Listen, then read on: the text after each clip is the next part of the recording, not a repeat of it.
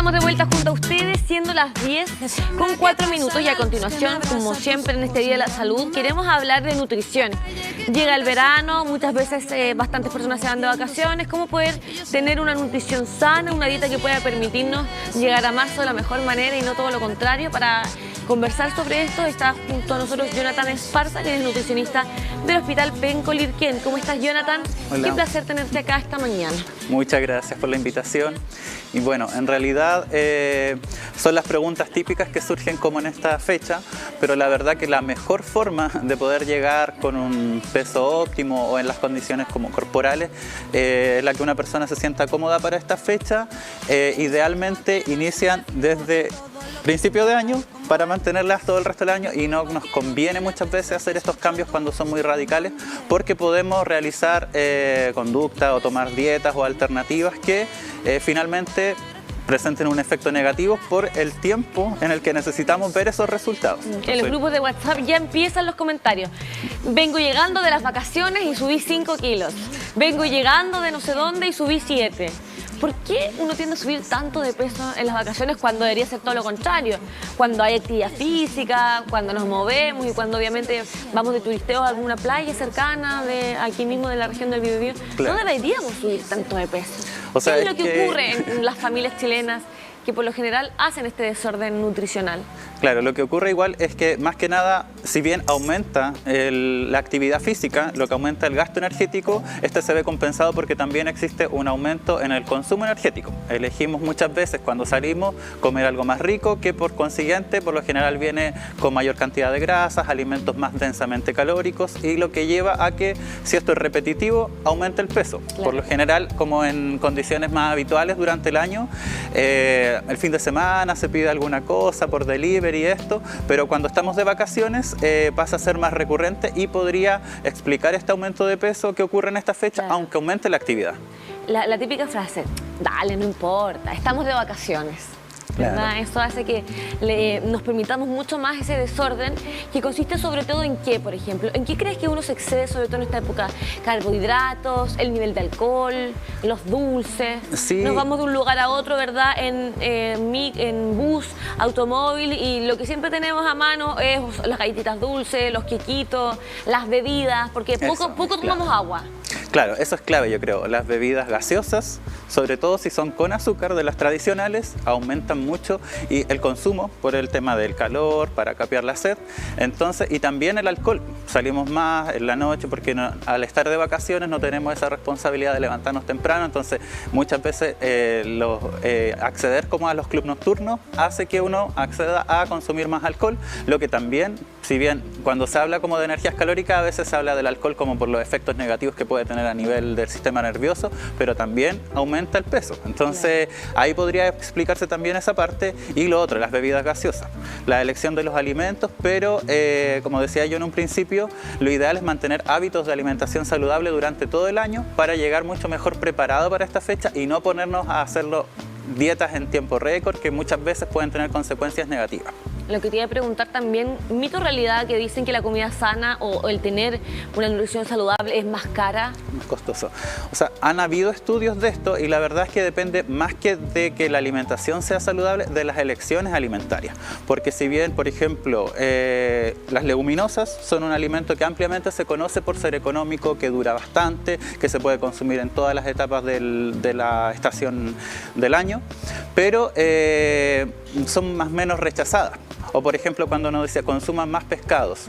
Claro, uno siempre piensa en los pescados que son por lo general más apetitosos, pero son los más costosos. Pero también en Chile tenemos alternativas más económicas, pero que no nos gustan muchas veces por sabor. Entonces, si bien existe también El jurel, por ejemplo. Claro, el jurel, el atún, son a mí me encanta el alternativas. atún. O también acá que vivimos en la costa tenemos la opción de acceder a pescados frescos y no necesariamente a las conservas, que no es que sean negativas, pero también tenemos la opción. Muchas veces las conservas son como la alternativa para las personas que no tienen el acceso a la costa, y nosotros, teniendo mucha costa, a veces no recurrimos a la compra de pescados o mariscos frescos.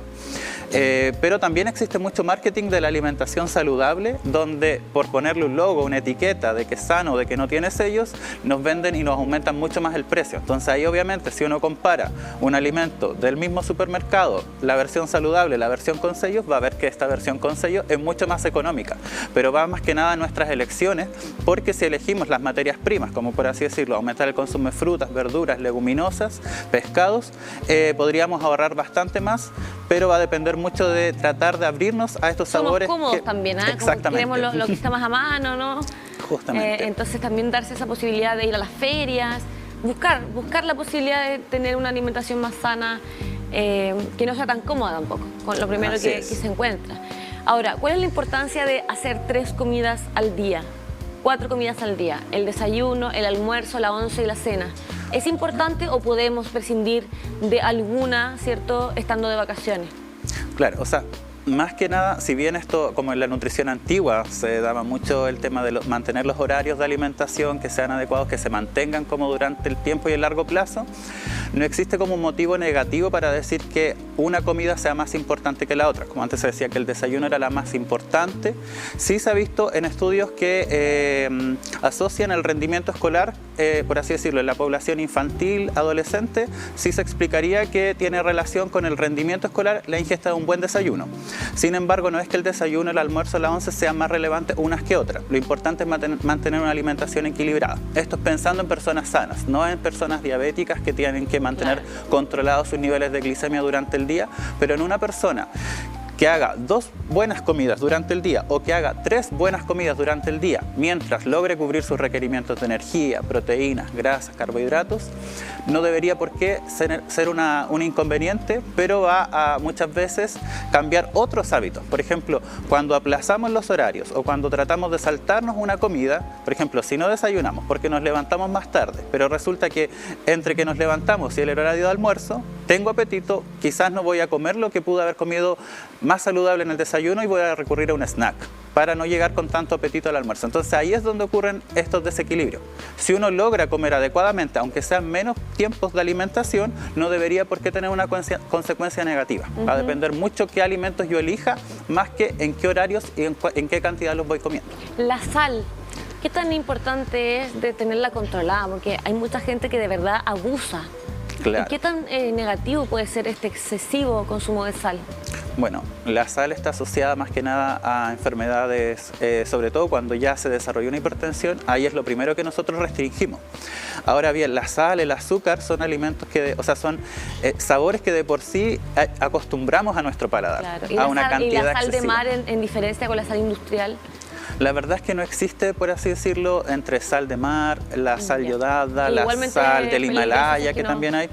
Son, si bien unas tienen un poco más de nutrientes, la cantidad de sodio sigue siendo similar, incluso en algunas puede ser mayor. Mira. O también puede que estas no, por no tener reglamentación, aunque si bien ahora vienen con reglamentación y se someten a la inspección, a veces no son yodadas, entonces podría existir una deficiencia de yodo si recurrimos a estas sales alternativas y además no estamos consumiendo productos del mar.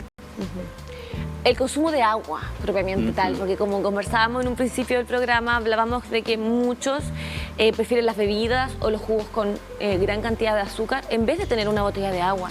Claro. Incluso hay gente que como que piensa que el comprarse una botella de agua en los prontos o en lo que sea, no voy a dar mayor detalle, pero incluso dicen, ¿cómo voy a comprarme una botella de agua?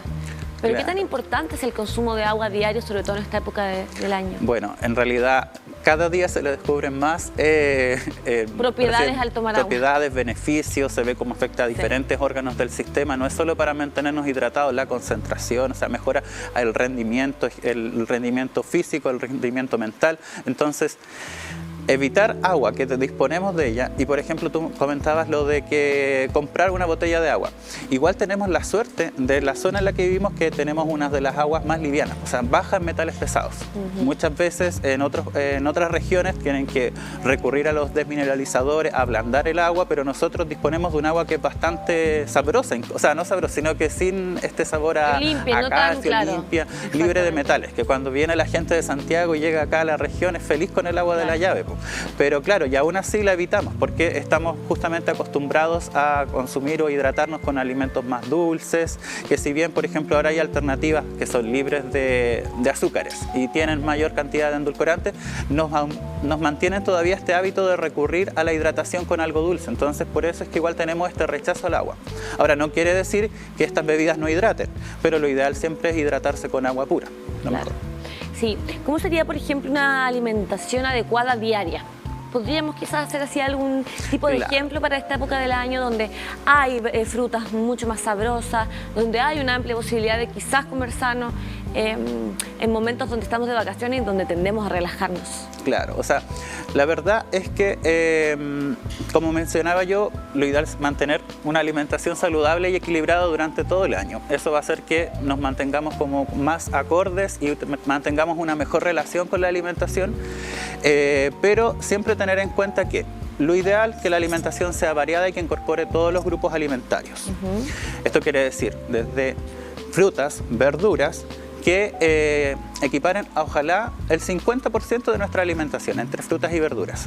Cereales, que son las pastas, las masas, pero si podemos hacer la elección de cereales integrales, aunque no sea la totalidad, pero ir incorporándolos poco a poco, también podría ser beneficioso. Es decir, por ejemplo, si de vez en cuando ya suelo consumir arroz blanco o espaguetis blancos o incluso el pan, cambiar de vez en cuando esta alternativa integral para incorporar más fibra.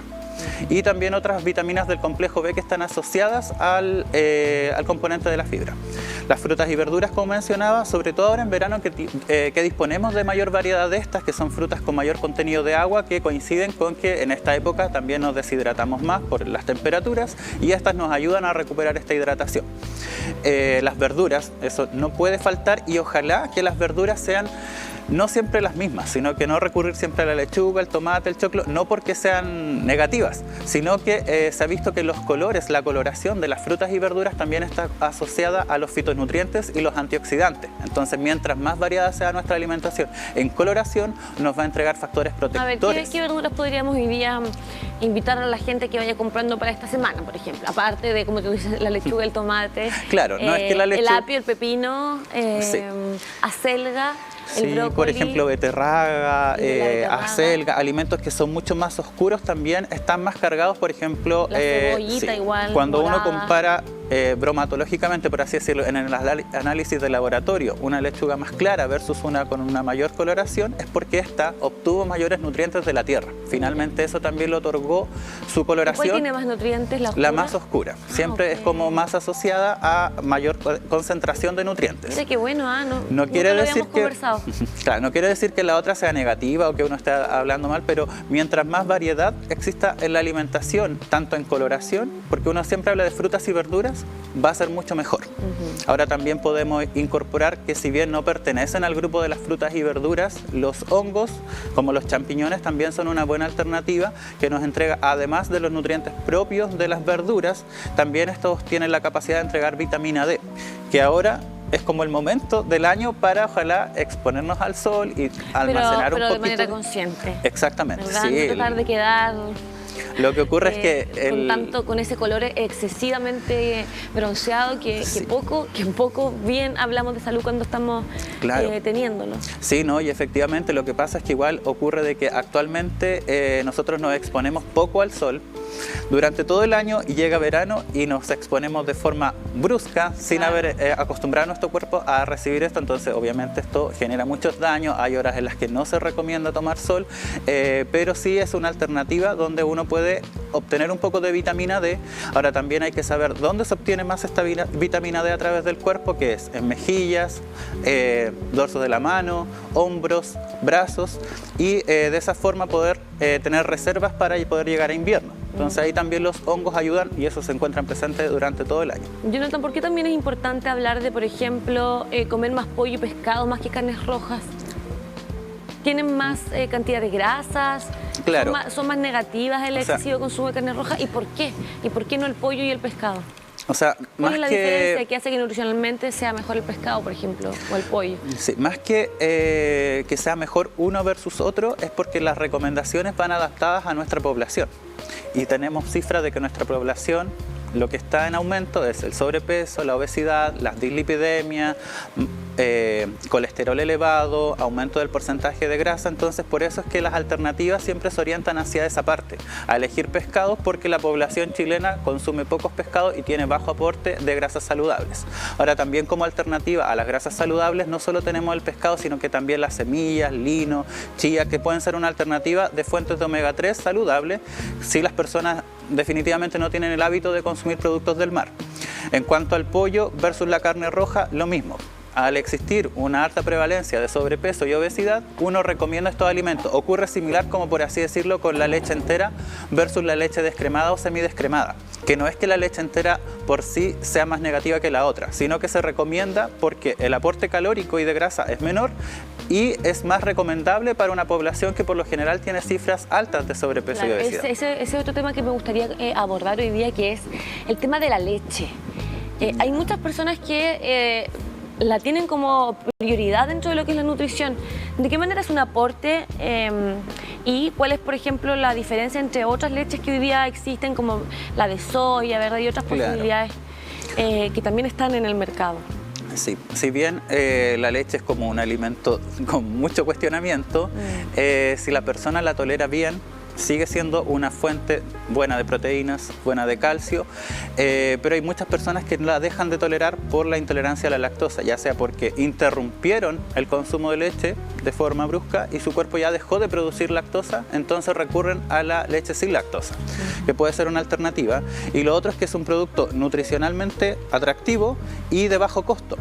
Pero también estas alternativas, las bebidas vegetales, que también son llamadas leches, pueden ser una opción para personas que optan por alimentaciones basadas en plantas, veganos, que excluyen los productos de origen animal, pero tenemos que saber elegir bien, porque muchas de estas leches en realidad es, no sé, uno revisa los etiquetados y las de soya por lo general son las que son más similares a la leche de vaca, por el aumento de proteína y porque finalmente vienen basadas en una legumbre, que es la soya.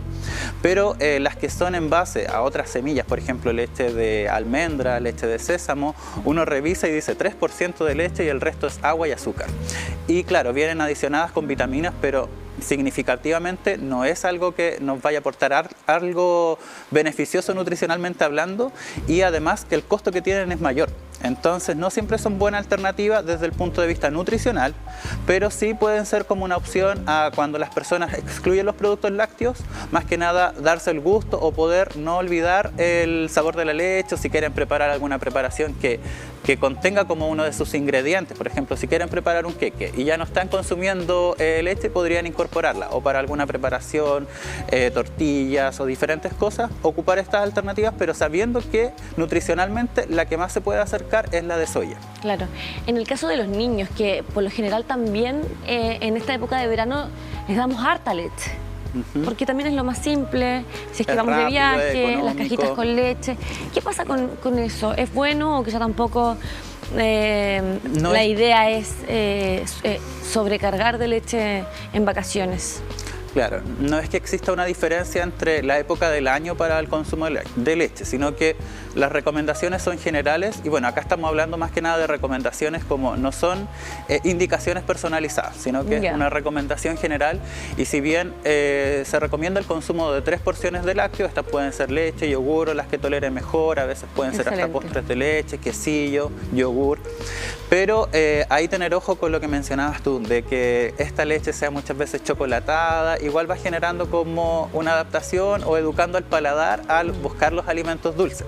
Claro. Entonces, eso igual genera lo que hablábamos en un principio, de que si uno se acostumbra a consumir la leche chocolatada, saborizada, con frutilla, plátano, cada vez existen más variedades de sabor, acostumbramos a que siempre estemos recibiendo este tipo de sabor, y cuando queramos hidratarnos vamos a elegir entre agua o gaseosa, muchas veces la gaseosa porque nos educamos a nuestro paladar siempre a estos umbrales de sabor más altos.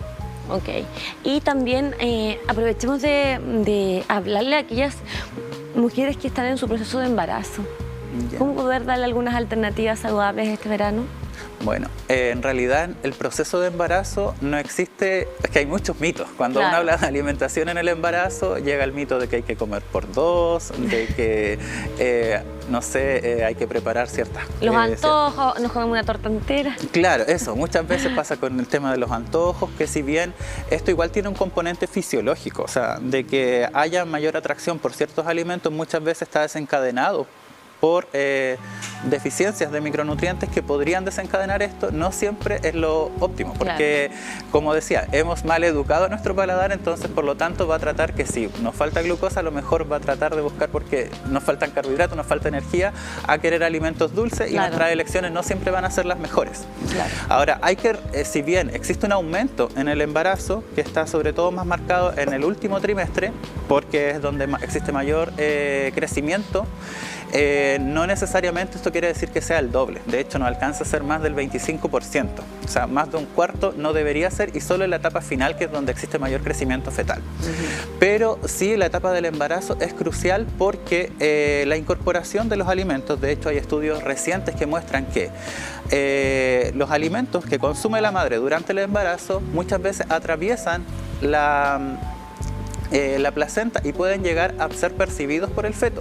Entonces, por ejemplo, si la madre durante el embarazo se alimenta de alimentos como alcachofas, altos alimentos con sulforafanos, coliflor, repollo, esos sabores también los va a sentir, y después en la etapa de lactancia va a ser más fácil que los pueda Claro, van a haber comer, sabores ¿cierto? que les gustan y otros que no les gustan mucho, incluso. Pero los va a sentir y los va a asociar a la etapa intrauterina, que cuando después en la lactancia sienta lo mismo, la madre consuma alimentos como ajo, cebolla, la leche también va a cambiar su sabor.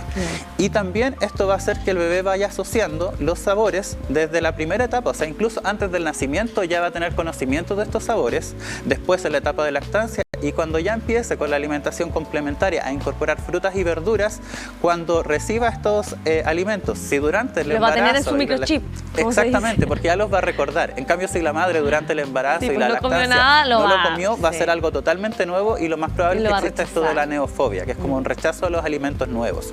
Entonces, lo ideal es que durante el embarazo, así como mencionábamos, de incorporar frutas y verduras de diferente coloración, también exista esto durante la etapa del embarazo, porque va a ayudar a que la incorporación de frutas y verduras, que muchas veces es complicada en los más pequeñitos, sea de una forma mucho más fácil.